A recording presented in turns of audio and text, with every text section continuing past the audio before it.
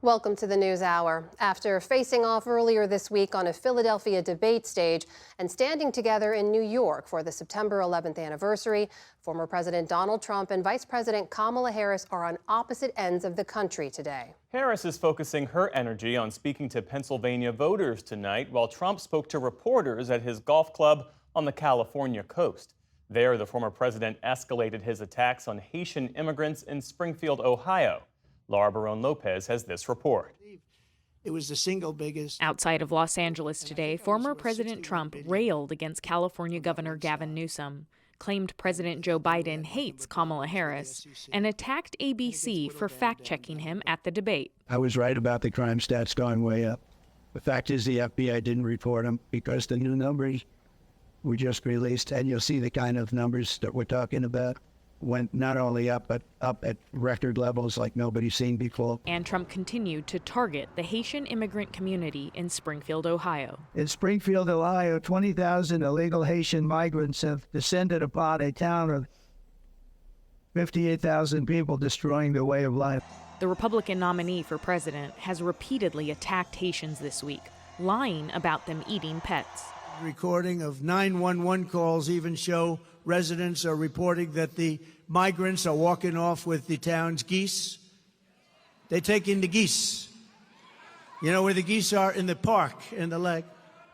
And even walking off with their pets. My dog's been taken. My dog's been stolen. This can only happen. These people are the worst. I'm telling you. Yesterday, a bomb threat prompted the Springfield City Hall to evacuate. And today, 2 elementary schools and a middle school face the same threats, prompting evacuations and closures. City officials have consistently denied any credible reports of pets being harmed by immigrants. Most of the Haitian migrants in Springfield are there legally, and many are there under temporary protected status.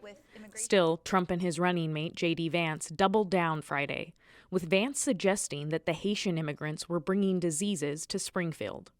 On the South Lawn of the White House today, President Biden condemned the attacks on the Haitians in Springfield. Simply wrong. There's no place in America. This has to stop. Though much of Trump's speech in Tucson, Arizona last night repeated baseless claims about migrants, he also made a new promise to working-class voters. I'm also announcing that as part of our additional tax cuts, we will end all taxes on overtime. You know what that means? Think of that. At a campaign rally in Michigan on Thursday, Governor Tim Walz dismissed Trump's baseless claims about the Haitian immigrants. He said a lot of weird stuff, too, so I'm just going to say that. And that was, you tell me you had this on your bingo card, and they're eating cats, and And in North Carolina last night, Vice President Harris took aim at Trump's debate performance, highlighting his promise to get rid of the Affordable Care Act. And as he said in the debate, he made clear he has no plan to replace it. In fact, you remember? Concept. You remember? He has, quote, concepts of a plan. Harris left D.C. today for Pennsylvania, making a stop at a small business in Johnstown before heading to a rally in Wilkes-Barre tonight. Got to earn every vote. And that means spending time with folks in the communities where they live. And so that's why I'm here. We're going to be spending a lot more time in Pennsylvania.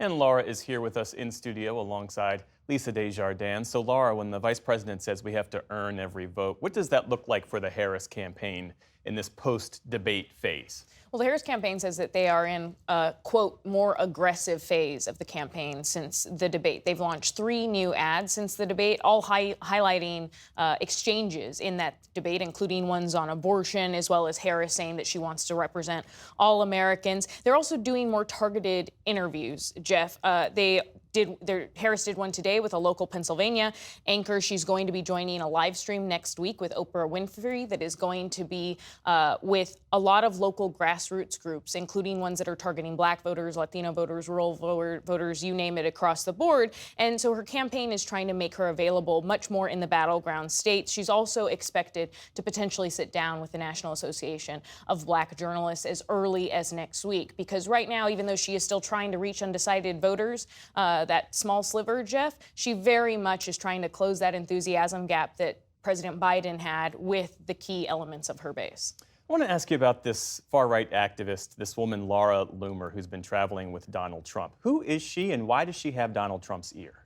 So Laura Loomer is well known to us at the NewsHour as well as to politicians and reporters across the board, but she's not as well known to most Americans, Jeff. She is a far-right activist who ran unsuccessfully for Congress. She's an online conspiracy theorist who has described herself as, quote, a proud Islamophobe and, quote, pro-white nationalism. She recently also spread lies about Haitian immigrants eating pets in Ohio, and she also recently made racist comments about Kamala Harris on social media site X. She said, if Kamala Harris wins, the White House will smell like curry, and White House speeches will be facilitated with a call center, and the American people will only be able to convey their feedback through a customer satisfaction survey at the end of the call, and nobody will understand. That's received a lot of backlash from Republicans as well as Democrats. And why does it matter, Jeff? Because she traveled with the president to the debate as well as on September 11th. And she is also a known 9/11 truther, has spread conspiracy theories about 9/11.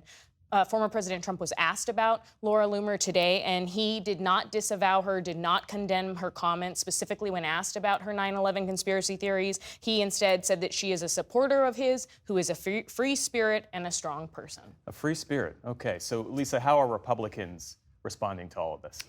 Even Trump Republicans, as Laura mentioned, are responding quickly. They think they see the danger here politically for this association. And that includes some Trump Republicans who themselves have had extreme speech. I want to look at this posting on social media from Marjorie Taylor Greene. Here's what she wrote about Laura Loomer. This does not represent President Trump. This type of behavior should not be tolerated ever. But it's not just that side of the Trump spectrum. Also, Tom Tillis, somewhat more moderate Trump supporter from North Carolina, wrote, Laura Loomer is a crazy conspiracy theorist who regularly utters disgusting garbage.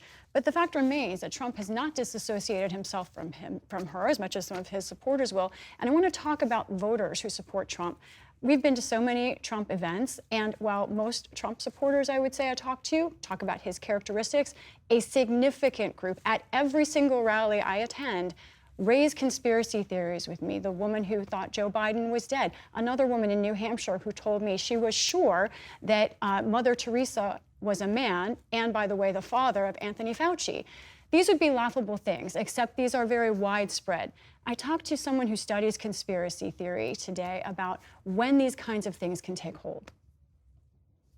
Generally speaking, conspiracy theories are more likely to form for big, frightening, dangerous events than smaller events. So if there's an event that you view as very threatening, say you think that the other political candidate is going to destroy your way of life, if they win, you're more likely to believe conspiracy theories about that.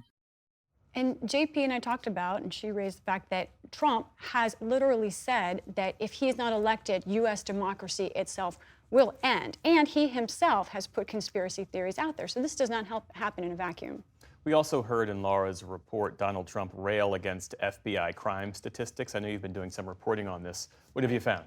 We're going to get in this more deeply ahead, but this is a good chance to set the table on this. Now, Trump is pointing to FBI statistics and saying they're not the best ones. So let me look at the two different kinds of statistics he's talking about. First, the FBI uses what's called uniform crime reports.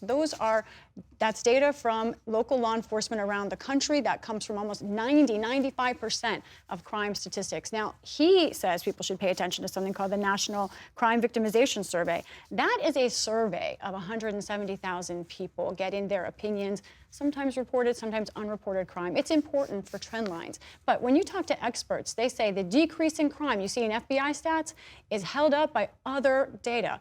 CDC data, independent data. And when Trump says that the other survey data shows more crime, he's not saying that it's relative to 2020.